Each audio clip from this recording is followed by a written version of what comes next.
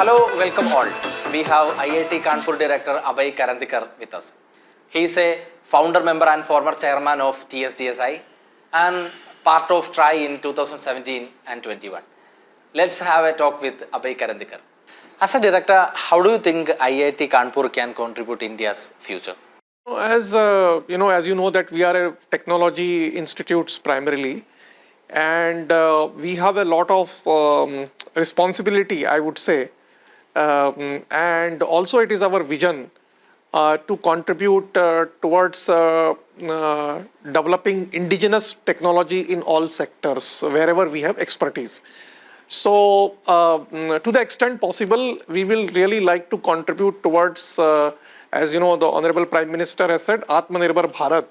And I think we as an institute has a role to play in taking our research from lab to the market. So I think that is where we can make a national impact. In the past few years, we have done in many areas. For example, we have contributed to the 5G project. We have contributed to the cyber security projects. We have contributed to the medical devices and medical diagnostics and drug discovery areas. So there are many areas in which we have been contributing, and I think in the years to come, we can only strengthen it towards developing technology indigenously in the country. IIT Kanpur, known for its science and technology, now it's set up a kind of medical school. So how it will become? Yeah. So actually, as you know, that next generation research in healthcare is now happening more and more at the intersection of engineering and medicine. And if you look at the entire medical education system in the country, almost all medical colleges in India are standalone medical colleges. Unlike in other parts of the world like US or Europe, where it is like under the university where sciences departments, engineering departments and medical school coexist. And that is why, there is a more interactions, and that is why there is more research-based medical educations. That is somewhat lacking in the country. And given the fact that next generation research in healthcare is now more technology driven, we believe that given our strength in engineering and technology, we can make a difference in the medical education and research in the years to come. So that is the vision behind setting up a medical school. And in that context, we want to focus more on super specialty and research-based degrees and not, right now start an undergraduate program. So that is actually our vision. Okay. In an era of ChatGPT, AI, how IIT Kanpur molds students towards it? No, ChatGPT is just a tool. So many tools have been developed in the past, and as more and more tools get developed, we need to make best use of them, both in our education and research. As far as the AI in general is concerned, we have been contributing to very large AI projects. For example, the CP-Gram portal, which is a Government of India portal where common citizens can upload their grievances. We have developed a back-end AI engine which is processing these grievances and classifying them based upon the context in which these grievances have been uploaded. So I think this is a very large AI project. We are also working on AI in healthcare, and given the fact that we have a large digital health mission program in the country, I'm sure AI can also help in that area as well. So we have doing fundamental and applied research in AI, and IIT Kanpur has been working on it for the past several years. In India, especially in Kerala, many students are going to foreign universities to study. So will it negatively impact our country's growth? No, I think people are looking for good opportunities to study. The whole idea is that we have to now create a good quality engineering educations in terms of both colleges and universities in the country.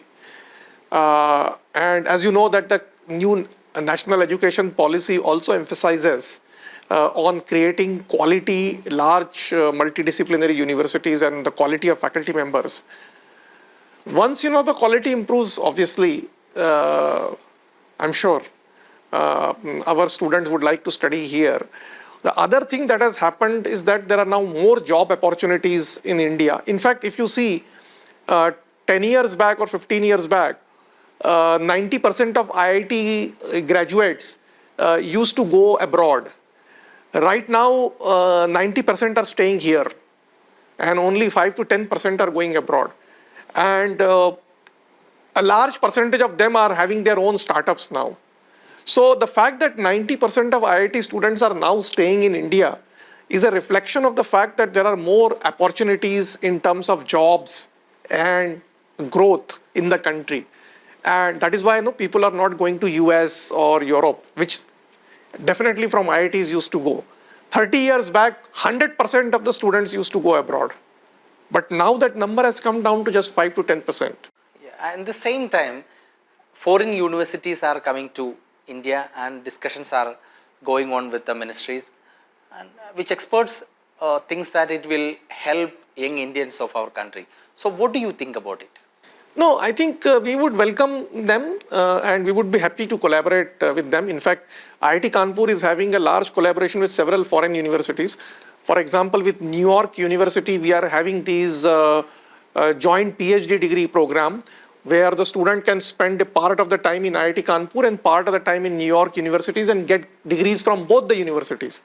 We also have a program with Rice University. We have a IIT Kanpur Rice Collaborative Center. We have a program with few Australian universities like La Trobe and University of Melbourne. So as an institute, we want to be globally competitive and we would like to work with world-class universities and collaborate with them. So in that sense, I think we don't have any problem if, any university comes here.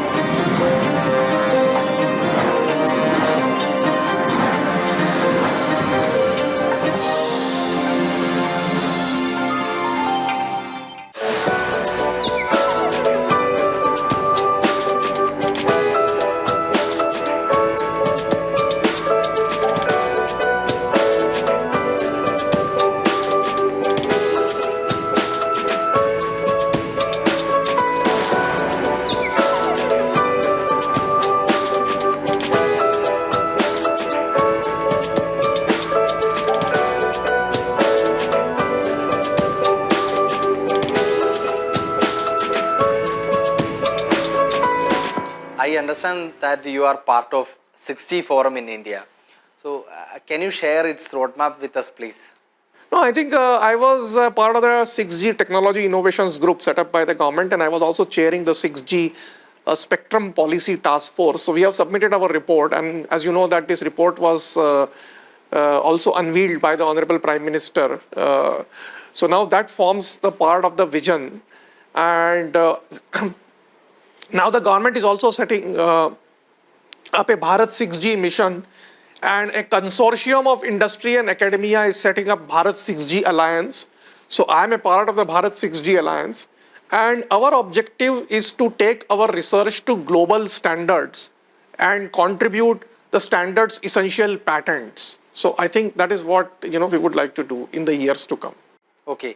Now we have 5G already in India. So which sector in particular will it get the maximum benefit of 5G? What do you think? No, the 5G deployment will benefit all the sectors. Not only, it will bring the high-speed broadband, but also it has applications in e-governance, health sector, education, agriculture, transportations, intelligent transportation. So I'm sure, I think all sectors, because 5G will really form the bedrock of the all-pervasive digital connectivity. Many foreign agencies, experts, things, it will not become India's decade, but it surely becomes India's century. So, as a director and an expert of technology, what do you think of it? Yeah, I think as I mentioned that now we are slowly moving towards developing technology indigenously. India itself is going to be a large market. So where we will not only deploy our homegrown technology in the country, but we will also be in a position to export these technology globally. And we have demonstrated that during COVID. For example, we developed our COVID vaccines, which was also exported globally. And in the years to come, perhaps, the 5G, 6G technologies, medical devices, medical implants that we were working artificial hearts kind of technologies. I'm sure they will not only be useful in the country, but we will be in a position to globally export it. Okay. Currently, we are aiming to become a global leader in semiconductor manufacturing, and central government already approved 10 billion package for it. So, what do you think? How will it become? No, I think the government of India has launched this India Semiconductor mission. And as a part of the mission, I think we want to have a semiconductor fab also here. I'm sure it will spur growth in the manufacturing sectors in the country, particularly electronics manufacturing sectors in the country. As we are from Kerala, we are like to know, how do you see Kerala's higher education? So I really don't know much about the higher education system in the country, but in Kerala we have an IIT, we have a very state-of-the-art research centers in the form of Vikram Sarabhai Space Center, VSSC, and we also have a very good research centers and academic institutions also in the state, and I'm sure, given the entire ecosystem that is evolving in the country, these are all institutes of national importance and they will contribute towards the national growth. This year, India is hosting G20. So how IIT Kanpur and you have become a part of it? No, I think in IIT, many of our faculty members are involved in several discussions that have gone into framing the larger agendas. For example, we are part of S20, which is essentially, Science 20. In fact, our Professor Ashutosh Sharma, who is a professor in Department of Chemical Engineering, he is actually leading the S20 discussions. So those discussions will go into the, science technology part. We have also contributed towards, the E20, that is education part as well. So as an institute, I think we have been contributing to science, technology, education sectors in discussions that have been taking place, leading to the final summit in September. Okay. Thank you, Director, for this conversation. Thank you. Thank you.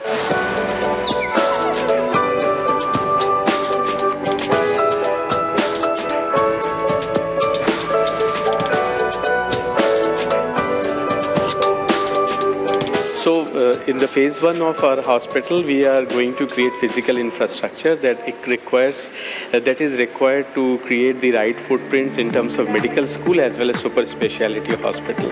So phase 1 is based on building up the physical infrastructure by May or July 2025. After 2 years, we want to bring everything in one place and then start our journey towards medical school.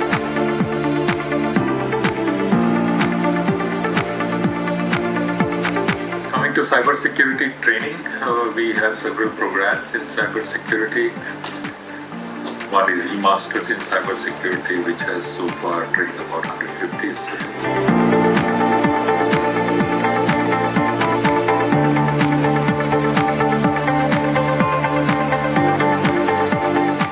IIT level, yes, we do set up such labs and we apply for government support as well as CSR support to get such equipment.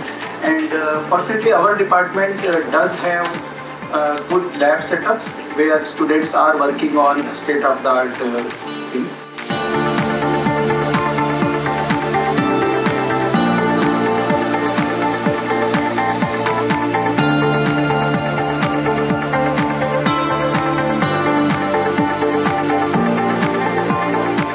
It is one of the most popular UG branches.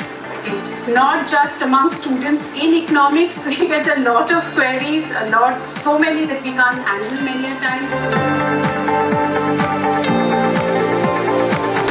So our focus has been technology-driven, impact. So since we are primarily a science and engineering institution, we would of course like to be in the top 50 in engineering. We're already in top 100, and I think we are marching towards that.